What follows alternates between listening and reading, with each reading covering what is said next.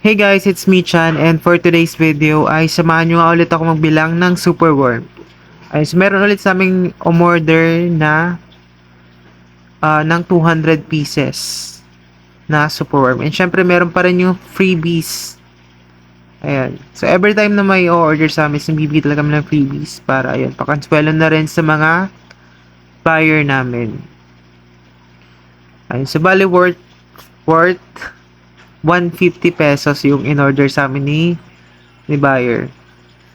Ayan. So, kung gusto nyo nga rin umorder is pwede tayo mag-meet up sa Chaong Bayan, sa Sariaya Bayan, Candelaria Bayan, or sa may Walter Mart, Candelaria. And pwede rin tayo mag-meet up sa Dolores sa may munisipyo. Ayan, so PM lang kayo guys. Para yun, masend ko sa inyo yung presyo ng mga sizes namin. Ayun, so dito is pinipili ko muna yung mas malalaki. Kasi yun nga, large nga yung in-order sa amin ni buyer. And ayun nga, napili ko na nga yung mga large size na superworm. And binibilang ko na rin to guys. Ayun. So after kong mabilang yung 200 pieces is magbibilang ulit ako ng pang freebies natin. And syempre after natin mabilang is lalagyan na natin to sa paglalagyan. Ayan. So dito ko nga ilalagay ito sa box ng Cloud9.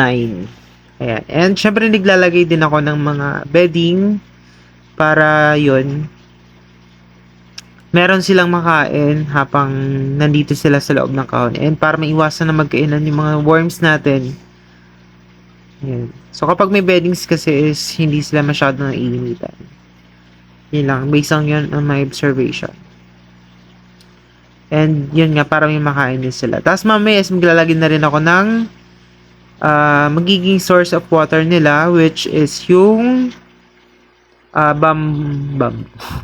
banana shoot or yung katawan ng saging. Ayan. So, eto na nga guys, yung water source nila para hindi sila mauhaw bukas. Ayun lang. Thank you for watching guys.